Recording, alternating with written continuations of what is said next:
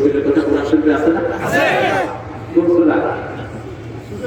আপনারা জানেন, আমি একটু মনে করাই দিচ্ছি। সূরা মুদাসসির, ইয়া আইয়ুহাল মুদাসসির কুম ফাআনজির রাব্বাকা ফাকাব্বির। উঠো, উঠবা কি দিয়া? তাকবীর দাও, তাহলে উঠবা। সুবহানাল্লাহ। জাগো, জাগার অর্থ হলো ফাকাব্বির রাব্বাকা ফাকাব্বির, তাকবীর দাও। কে বলছে? কাপড় পবিত্র রাখো, হাত ধো, পা ধো, বাহিরের গুলি ধো। কেন ধুইবা? ইংল্যান্ডের এক এথিস্ট আমাকে প্রশ্ন করলো, why you make the ablution? তোমরা ওযু করো কেন? আর to make yourself clean, পরিষ্কার রাখার জন্য। সে বলল যে I don't believe in God, okay?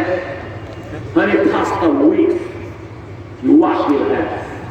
যখন তোমার পেশাব পায়খানা রাস্তা দিয়ে কিছু বের হয়, তখন তোমাদের হাত ধোকে, মুখ ধোকে। আমি তখন বৈজ্ঞানিকত্ব তাকে দিতে পারিনি, তবে তাকে বলেছিলাম যে মানুষের যে অর্গানগুলো বাহিরে থাকে এগুলো জান বহন করে। মানুষ যখন তার পেশাব পায়খানা রাস্তা দিয়ে কিছু নির্গত করে, এটা হলো একটা পয়জন, এটা বিষ, এটা অসংখ্য রোগ নিয়ে বের হয়। তখন তার বাহিরের অর্গানগুলো এটা ধারণ করে। যখন এটা পরিষ্কার করলেন, আপনার পুরো শরীরটা পরিষ্কার হয়ে গেল। সুবহানাল্লাহ। এখন বিজ্ঞান তাই বলছে, কেন হাত ধোন? একটা হাতের ভিতরে করোনা যেমন 3 দিন পর্যন্ত থাকে, এই হাত দিয়ে যখন নাকে আঙ্গুল দিলেন, নাকের ভিতরে চলে গেল যা। এই যে কেন মাস্ক পরছেন? আবার কিছু মূর্খ হুজুরও পাওয়া যায়। এক হুজুর ফতোয়া দিলেন যে মাস্ক পরে নামাজ পড়ে। সারা পৃথিবী না, মক্কা মদিনা মাস্ক আছে না? নাই? কথা বল না কেন?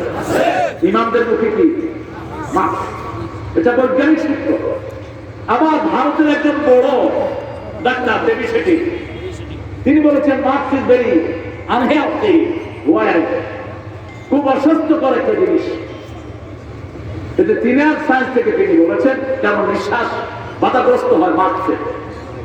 কিন্তু সারা পৃথিবীর ডাক্তাররা একমত হয়েছেন রোগের জানগুলো কোন দিকে ঢুকে, নাক আর মুখ। মুখের সাথে তো নাকের সম্পর্ক নাই বলে। এই যে নাকের যে ময়লা বের হয়ে গেলে কি না করে, নাকের থেকে যে ময়লা বের হয় কি কর, সর্দি, এমনি টান দিলে নাকে থেকে কোন দিকে যায়?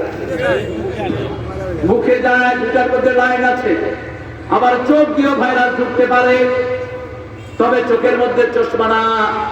চোখ আপনি যদি হেফাজতে রাখেন, আপনাকে হেফাজত করবেন কে? আল্লাহ। কিভাবে হেফাজত রাখবেন? ওযু করলে হেফাজত থাকে। আবার একটা দোয়া রাসূল শিখিয়েছেন, অ্যান্টিভাইরাস। এটা মিশরীয় জাপানি বৈজ্ঞানিক, তিনি এটাকে জ্ঞাত করেছেন। যখন কোনো দোয়া আপনারা পড়েন কি হয়? যে কোনো দোয়া পড়লেই সারা শরীরের চারপাশে একটা নূরের লেয়ার তৈরি হয়। এই নূরের লেয়ার আপনাকে সব রকম জান থেকে হেফাজত করে। তিনি গবেষণা করলেন পানির উপর, যে মুসলমানরা পোড়া পানি খায়। Let's see what effect brings the water, breathing water. এই যে পোড়া পানি কি এফেক্ট নিয়ে আসে, তিনি দেখলেন যখন কেউ সূরা ফাতিহা পড়ে পানিতে ফু দেয়, ওই পানির উপরে একটা নূরের লেয়ার ঘুরতে থাকে। এই পানি যার শরীরে যায় তার শরীরকে রোগমুক্ত করে দেয়। এটা নিয়ে তিনি নোবেল পুরস্কার পেলেন। এখন আমরা হাত ধুই, আমাদের পা ধুই, এগুলো সব বাহিরে থাকে, ঠিক না? ঠিক। কিন্তু পেট ধুই না। ওই সময় পেট ধো, কথা কথা কেন? আবহাওয়া বগল ধুইতে, আবহাওয়ার জামা আস্তিতে ছিল এরকম লম্বা, তিনি বগল ধুইতেন। কারণ রাসূল একদিন বলেছেন, ফালিয়াদাবু গুরুরাহুম, তোমরা চাকচিক্যের জায়গাগুলো বাড়াও, কারণ কিয়ামতের ময়দানে যত জায়গায় ওদের পানি লাগবে সূর্যের চেয়ে চাকচিক্যময় হয়ে যাবে। মা এসে জিজ্ঞেস করলেন, কিয়ামতে আপনার উম্মত কিভাবে চিনবেন? রাসূল সাল্লাল্লাহু আলাইহি ওয়াসাল্লাম বললেন, আয়েশা, 1000 ঘোড়ার ভিতরে যারা চিত্র ঘোড়া চিনা যায়, লক্ষ কোটি উম্মতের মধ্যে আমার ওযু করা উম্মতগুলোকে আমি চিনে নেব।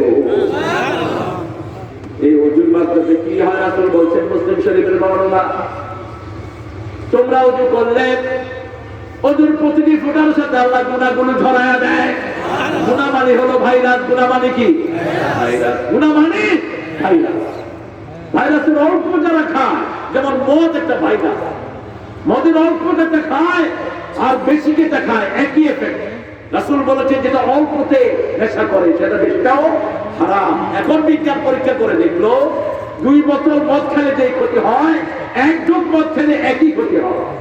এবং আজকের ডাক্তাররা বলছে যারা রেগুলার মদ খায় ওরাই সবচেয়ে বেশি আক্রান্ত হয়েছে ভাইরা। ওরা যখন আক্রান্ত হয় আর ফিরে আসে না, ওরা যখন আক্রান্ত হয় আর কোন ওষুধে কাজ করে না। সেজন্য এই সব ভাইরাস থেকে বাঁচার জন্য প্রথম করতে হবে লা ইলাহা ইল্লাল্লাহু।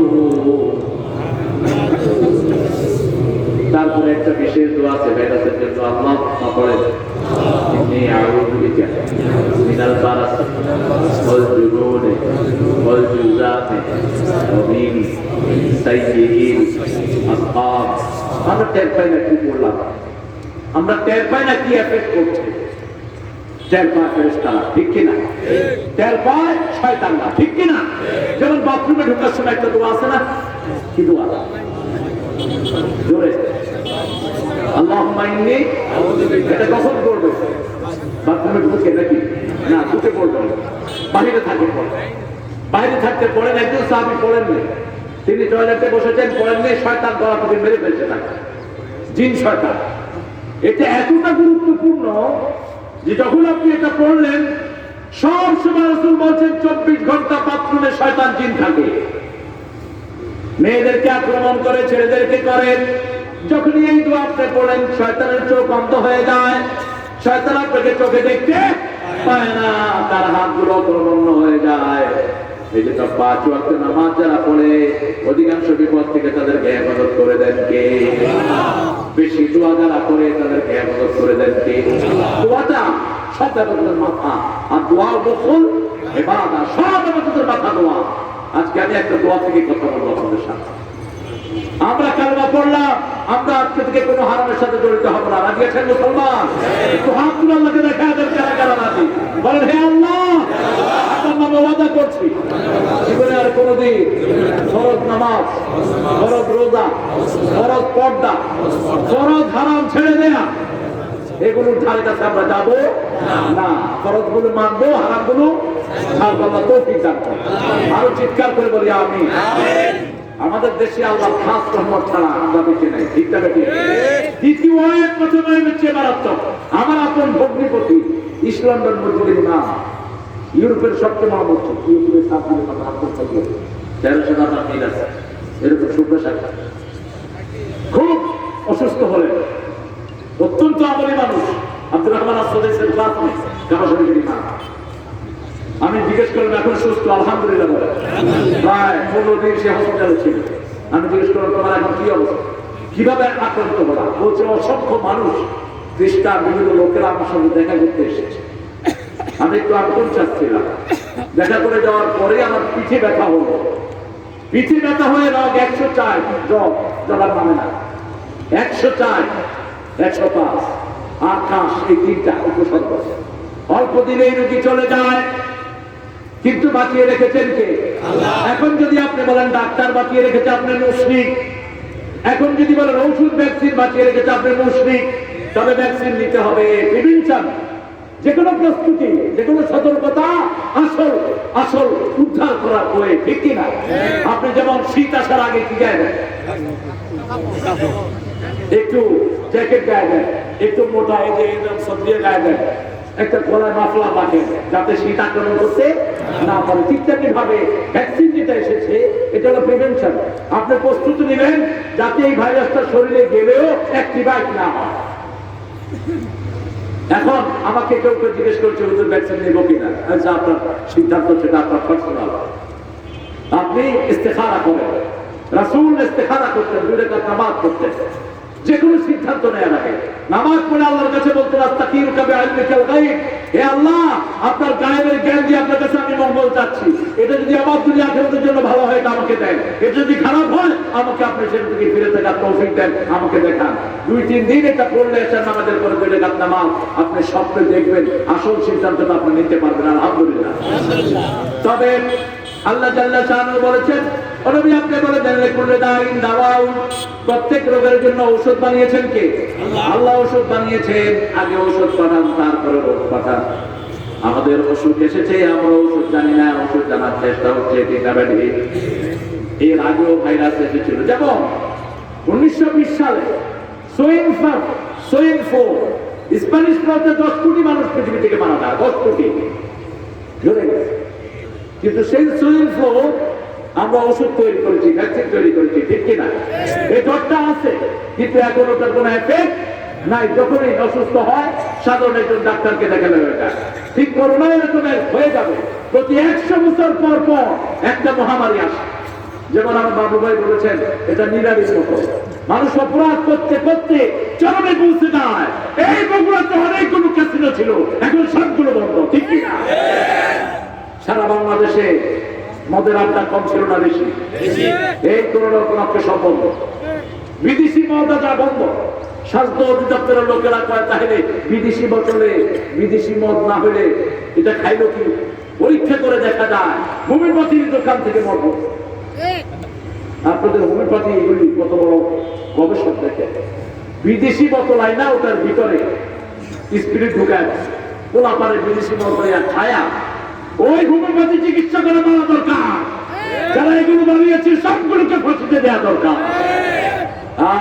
আমি অনুরোধ করবো আমার ভাইদের মাধ্যমে, বলবি আমার ভাই কিছু প্রস্তাব এনেছেন আমার জন্য আর মিজানের জন্য, প্রথম পার্লামেন্টে এই কথা বলো আলহামদুলিল্লাহ বলেন।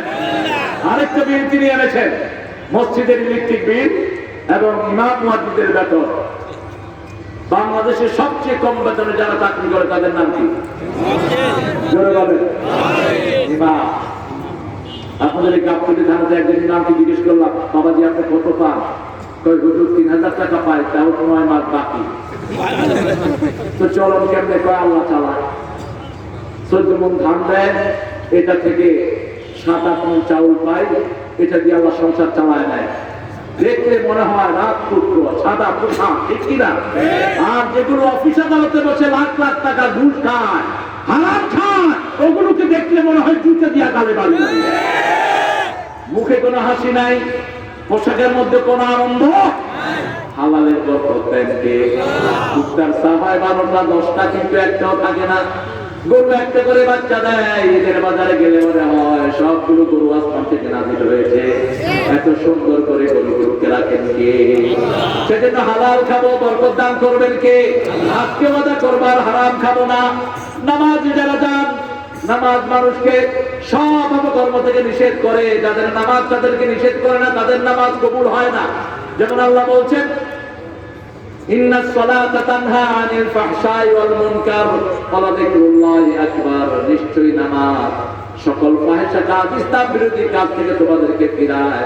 আর নামাজের ভিতরে সবচেয়ে বড় জিকির করি কার? আল্লাহর জিকির করি। এখন আল্লাহর জিকির যদি আমি না বুঝি, নামাজে আমরা পড়ছি ইন্নামাল খামরু ওয়াল মাইসিরু ওয়াল আনসাবু ওয়াল আজলামু রিজকুম মিন আমালিশ শাইতান ফাজতানিবুহু লাআল্লাকুম তুফলিহুন। মদ, জুয়া, লটারি, মরা মানুষের জন্য স্তম্ভ বানানো শয়তানের ভিন্ন কাজ। এটার ধারে কাছে দিও না, তাহলে সফলতা দান করবেন কে? এখন সরকার কয়জনকে দান দিবে? আমাদের পুলিশ বাহিনী তো হয়রান। তবে আমাদের পুলিশের মতো দক্ষ পুলিশ পৃথিবীর কোন জায়গায়, কথা বলো, কোন জায়গায় নেই। চোখ দেখা আসামি ছিল, কত পরীক্ষা করে ইংল্যান্ডে আফ্রিকাতে আসামি বের করতে পারে। আমাদের পুলিশরা বাস করবে, উঠে কত এই উঠ উঠ, হ্যাঁ উঠে, হ্যাঁ উঠে নাজিল হয়েছে লা ইলাহা ইল্লা আনতা সুবহানাকা ইন্নী কুনতু মিনাজ জালিমিন। পকেটে হাত দিয়ে দেখে যে গাঁজা কতগুলো নিয়ে যাচ্ছে।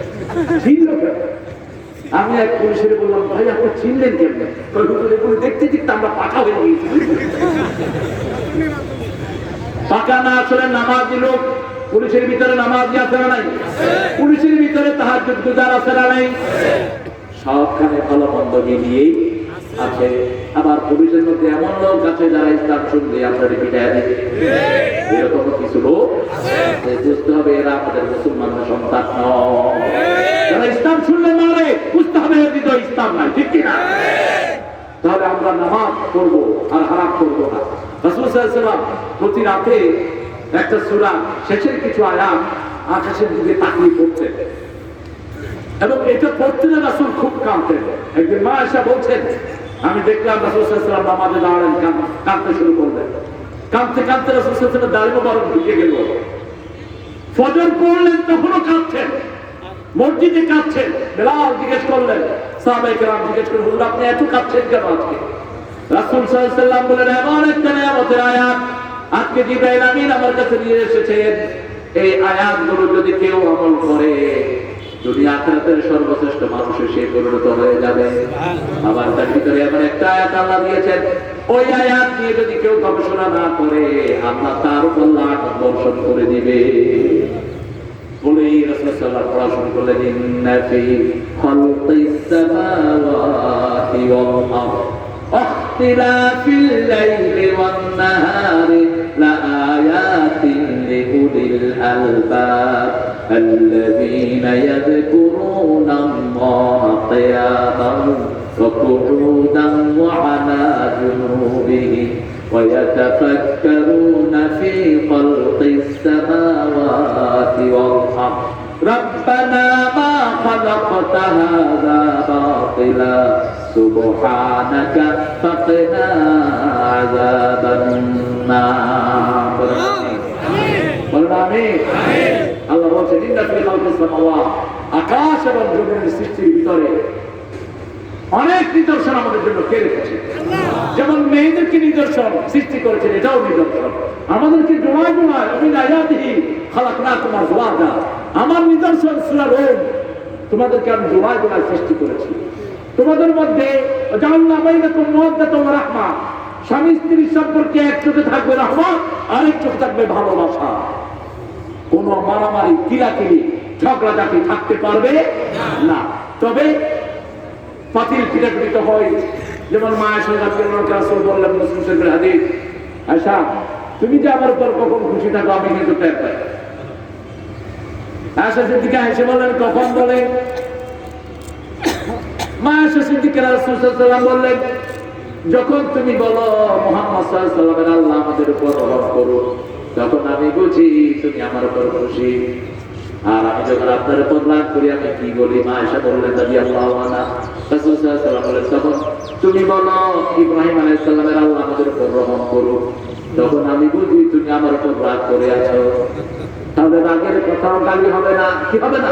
গালি হবে না। আরবদের আমরা অনেক সমালোচনা করি, কিন্তু আরবদের মধ্যে এখনো আবু বকর রাদিয়াল্লাহু আনহু অনুসারী আছে না নাই? ওমর ফারুকের অনুসারী আছে না নাই?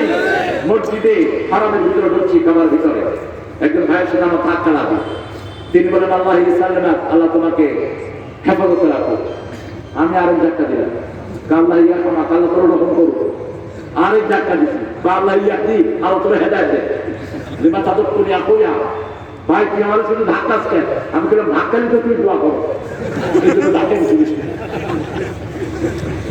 তিনি বলছেন, কাইফা আসুবুল মুমিন, আমি কিভাবে আমার মুমিন ভাইকে গালি দেব?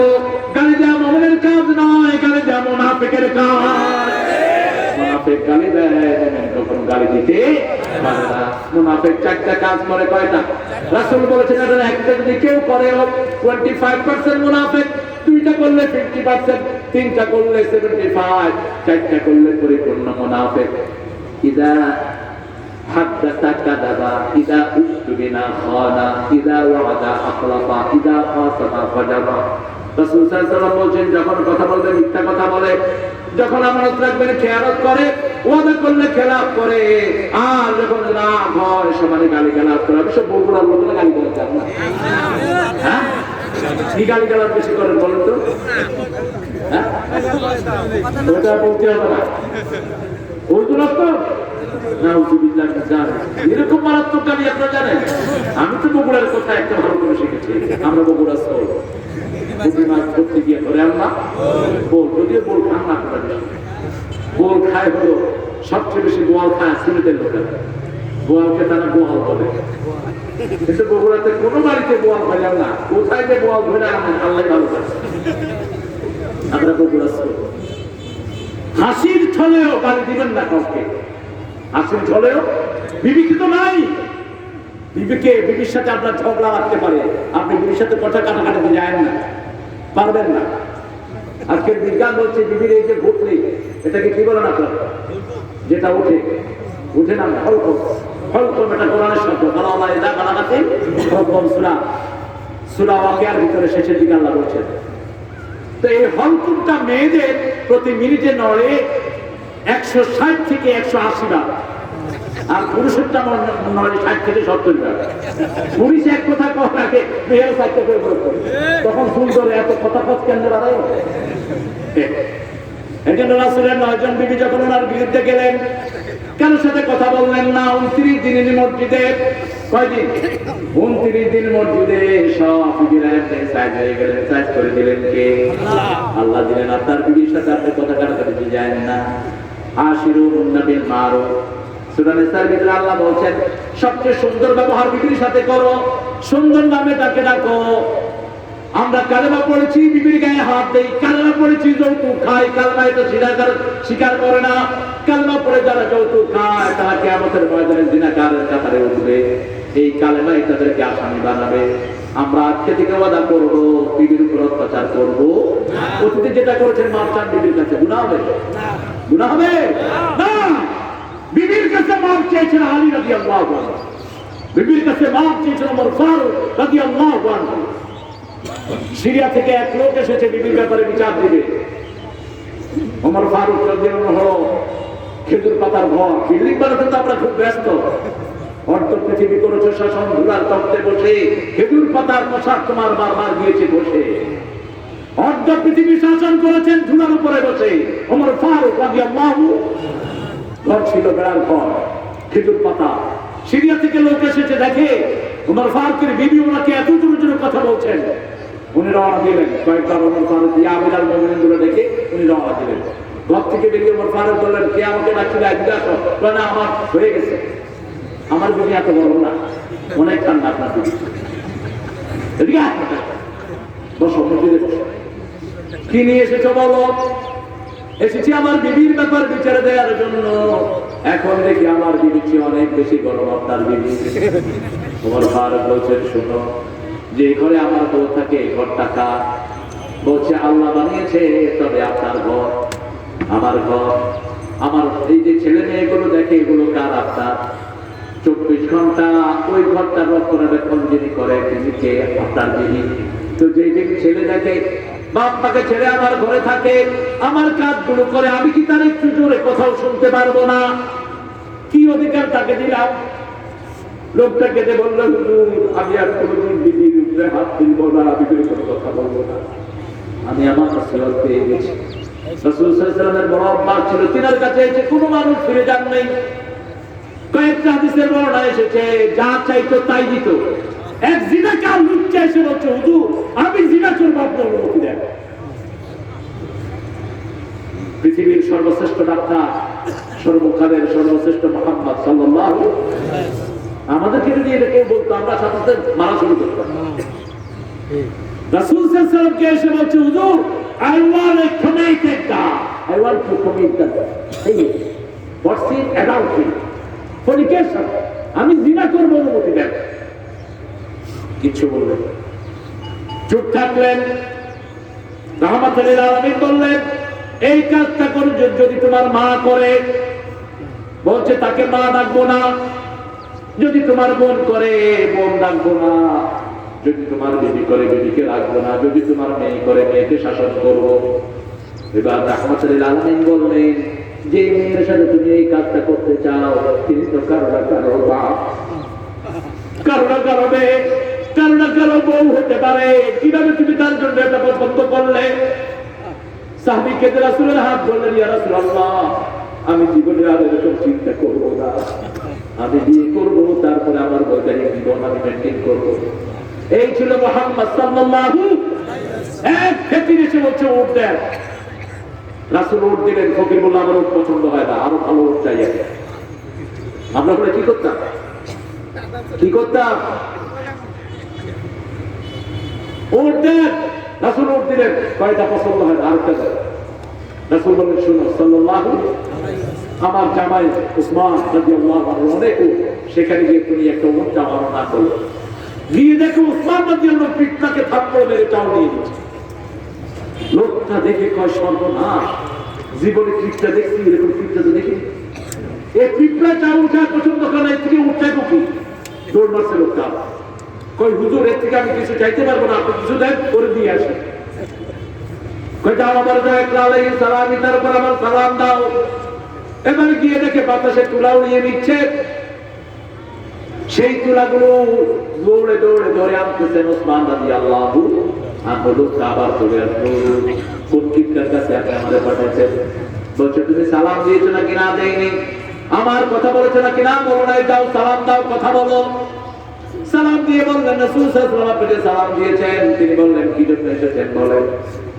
হুজুর সাল্লাল্লাহু আলাইহি ওয়াসাল্লাম বলেছেন আমাকে একটা ওট দেওয়ার জন্য। কোন ওট আপনি নেবেন? দেখেন কয়েকটা একটা পছন্দ হয় না, তাহলে একটু বলছেন সিরিয়া থেকে আমার ওটগুলো আছে, ব্যবসায়ীর ওট, ওগুলো যেটা পছন্দ হয় আপনি নিয়ে যাবেন। এবার ওই আগন্তুক পছন্দ করলো সামনের ওটটি, সামনের ওট টানলে পিছনের ওট এমনি চলে আসে, ও তার হাতগুলো এক লাইনে চলে। যখন সামনের ওট ধরে টান দিলেন সবগুলো ওটার পিছনে মাল পত্র মিষ্টামটা একসাথে চলে যাচ্ছে। এখন মাহমুদ এসে বলছে ওসমান এই ভিক্ষুক সামনের ওট চেয়েছে, এখন সব ওট চলে যাচ্ছে, বলছে সবগুলো তাকে দিয়ে দাও। ভিক্ষুক বসে পড়ল। আপনি কোন ভিক্ষুক যদি ভিক্ষা চায়, আপনি যদি 1000 টাকার নোট দেন, ও কি করবে? কি করবে? দৌড় দিবে, তুমি দিয়ে করে কি নেবে? দিবে না। ওই ভিক্ষুক অবাক বলছে হ্যাঁ হ্যাঁ কেমন, আমি বুঝলাম না আপনার ব্যাপারটা, আপনি পিঁপড়া চাউল খায় পছন্দ করেন না, বাতাস তুলা উড়িয়ে নিচ্ছে আপনি পছন্দ করেন, এতগুলো ওট আপনি আমাকে দিচ্ছেন, আমি বুঝলাম না। ওসমান রাদিয়াল্লাহু বলছেন এই চাউলগুলো জনগণের চাউল, এই তুলা জনগণের তুলা। একটা চাউল যদি আমার সামনে পিঁপড়া টেনে নিয়ে যায়, কিয়ামতের ময়দানে আমাকে আসামির কাঠ গলায় দাঁড়াতে হবে। এই তুলাগুলো জনগণের, এই তুলার মালিক আমি নই, ওটের মালিক আমি। একটা ওট দেবো 750 ওট, আল্লাহ কিয়ামতে আমাকে দান করে দিবে। সবগুলো নিল, আমার কোনো আফসোস নাই। সেজন্য রাসূল সাল্লাল্লাহু আলাইহি ওয়াসাল্লাম যা চাইতেন তাই দিতেন। আবার আরেকজন ভিক্ষুক এসে বলছে হুজুর একটা আমাকে বড় ওট দেন। হুজুর বলছেন ওটের ছাও দেবো, বলছে না ওট দেন। কয় ওটের ছাও দেবো? কয় না ওট দেন, ওটের ছাও দেবো। বেটা কাঁথা শুরু করছে, কান্দুসকে কয় চাই না নোট দিবেন ছাও। কয় শুনো সবগুলো উঠি তো কোন না কোন ওটের ছাও, ঠিক কি না? যেমন বাবলু ভাই বয়স হয়েছে, তারপরে আমার শাহিন ভাই বয়স হয়েছে, ওনারা তো পাঁচল না কথা বলবো, ওনারা কারো কারো রাসূল কি সুন্দর করে মজাক করতে থাকে। কয়েছে কালা মানুষ হয়েছে যাবে না, কালা মানুষ কান্দতে কান্দতে কান্দো কে আপনি বলছেন কালা মানুষ হয়েছে যাবে না, আমি কি ইচ্ছে করে কালা উঠতে? রাসূল বললেন বেশি যখন যাবা কাদের কত সুন্দর হয়ে যাবে। আরো আসতে কোন রাসূল যে কোনো জিনিস নিয়ে চিন্তা করবেন, যে কোনো সিদ্ধান্ত যখন পান চিন্তা করবেন আমার আল্লাহ খুশি কিনা, আমার কালেমা এটা এলাও করে কিনা। লা ইলাহা ইল্লাল্লাহু মুহাম্মাদুর রাসূলুল্লাহ সাল্লাল্লাহু আলাইহি ওয়াসাল্লাম। রাসূল বলেছেন সৃষ্টিকে নিয়ে যারা চিন্তা করে না তাদের উপর লানত। ইন্না ফি খালকিস সামাওয়াতি ওয়াল আরদ ইখতিলাফিল লাইলি ওয়ান নাহার লাআয়াতিন লিউলিল আলবাব। জ্ঞানীদের জন্য আয়াত আছে, নিদর্শন আছে। কারা জ্ঞানী?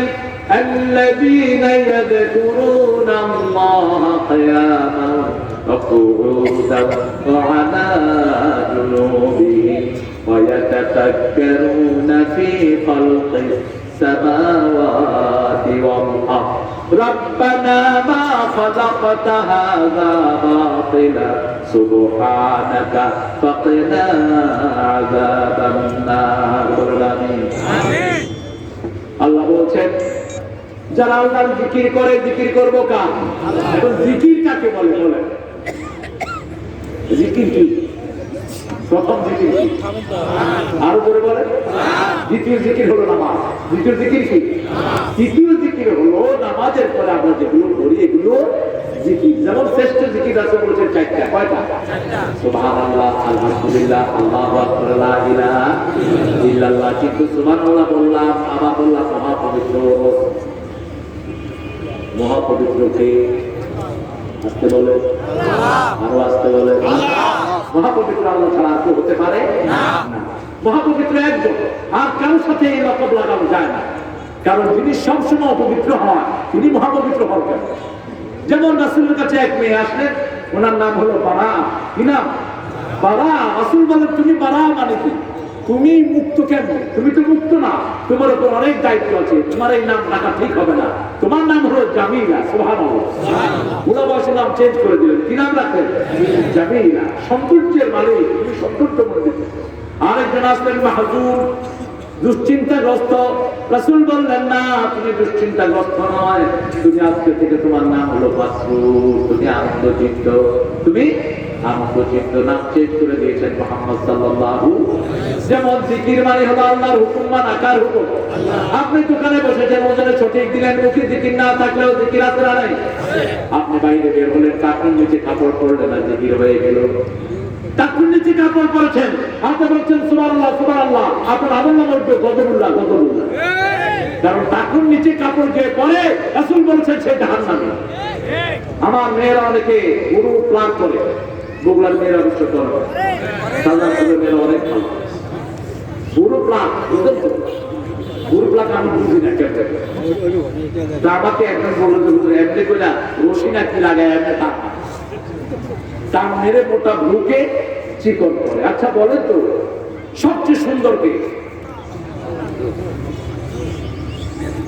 দুনিয়া সুন্দর, মানুষ সুন্দর, আকাশ সুন্দর, জমিন সুন্দর, সুন্দরে সুন্দরে পাল্লা, জানি না কত সুন্দর তুমি আল্লাহ, জানি না কত সুন্দর তুমি আল্লাহ।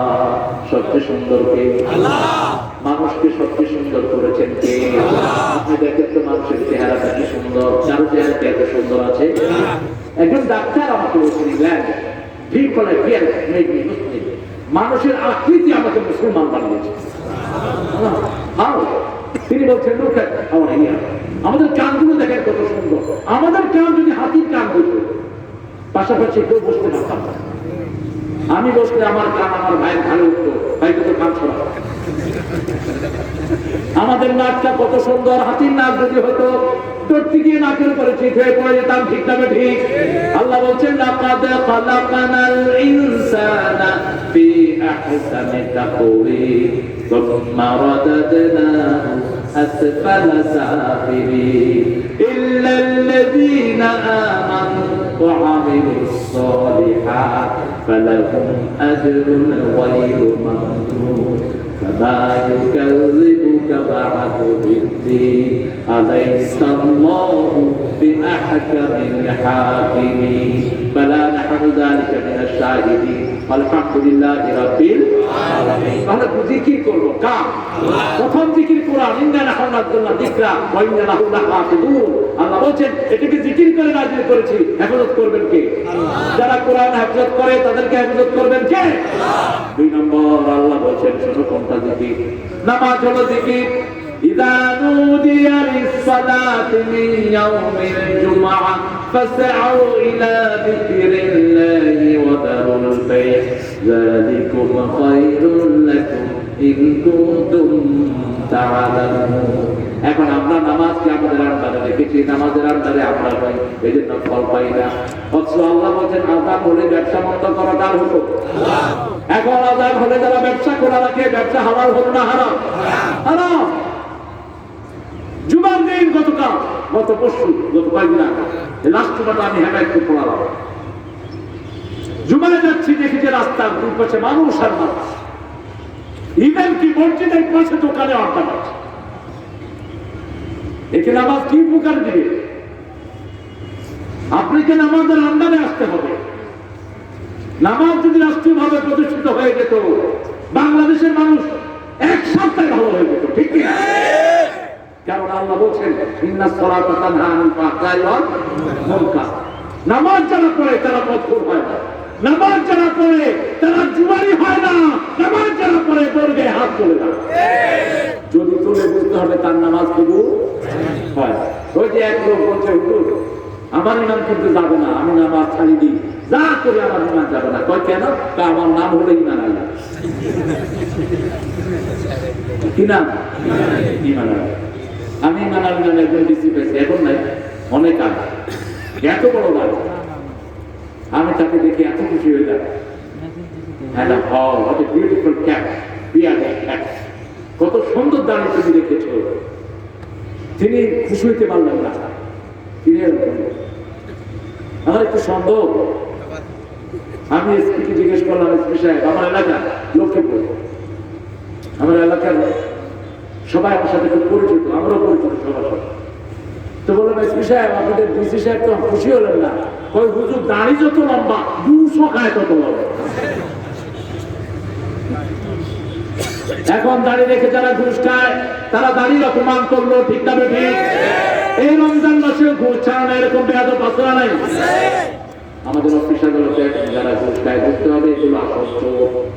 কারণ এখন কারো বেতন কম না, সরকারি বেতন এখন কম না। একজন প্রাইমারি স্কুলের টিচারের বেতন হলো 30,000 টাকা।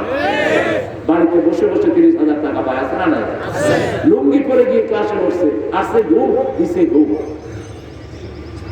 এডুকেশন বোর্ড থেকে লোক আসছে অফিসার দেখার জন্য, দেখে যে স্যার ঘুমাতে আছে, বুথ অফিসে কয় এই ছেলেরা বুঝছো এটার নাম ঘুম। এই যে আমি দেখে না এটাকে ঘুম বলা হয়, কত দ্রুত দেখে। বলছে কি ব্যাপার? কয় আমি ঘুম বুঝাচ্ছিলাম ছেলেদের, আসলে কিন্তু ঘুমাইতেছি। একজন কনস্টেবলের বেতন 25,000 থেকে 30,000 টাকা। এত বেতন পাওয়ার পরেও যারা ঘুষ খায় বুঝতে হবে এরা আসল চোর, এরা আসল ভালো মানুষ নয়।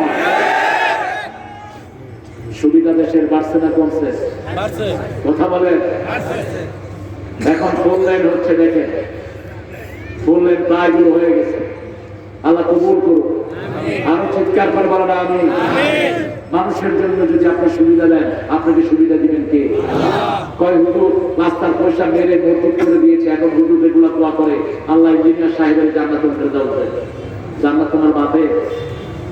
রাস্তার পয়সা মেরে যে ইঞ্জিনিয়ার মসজিদ বানিয়েছে হারাম কাজ করেছে। রাস্তার পয়সা রাস্তায় লাগাবা, যদি বেঁচে থাকে সরকারি ফান্ডে জমা দিবা, ঠিক কিনা? কারণ কি?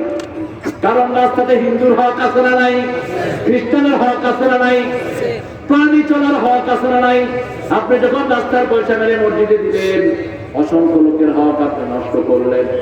রাস্তার পয়সা রাস্তায় লাগাতে হবে। মসজিদ যদি করেন ব্যক্তিগত পয়সা দেন, হালাল পয়সা।